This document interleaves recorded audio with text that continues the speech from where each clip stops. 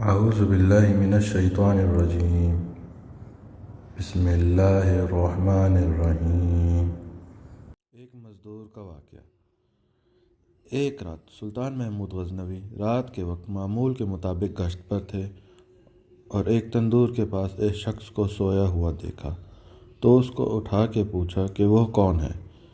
جواب میں اس شخص نے بتایا کہ وہ غریب مزدور ہے، دن بھر مزدوری کرتا ہے اور رات کو اس تندور کے پاس ہی سو جاتا ہے۔ سلطان نے پوچھا، اس سردی میں اس کی رات کیسے گزرتی ہے؟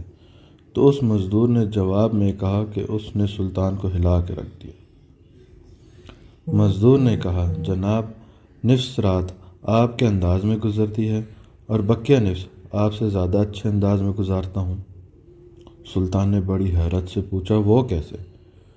مزدور نے جواب دیا کہ جب تک تندور گرم رہتا ہے تو میں آپ کے جیسے نیند سے لطف اندوز ہوتا ہوں، اور جب تندور ٹھنڈا ہو جاتا ہے تو اٹھ کے اللہ کی عبادت شروع کر دیتا ہوں، جو آپ کے مقابلے میں وقت کا بہتر۔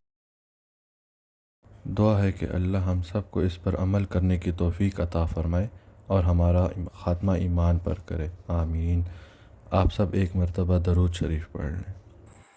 اللہم صلی علی سیدنا و مولانا محمد وعلی آلہ و اصحابہ وبارک وسلم۔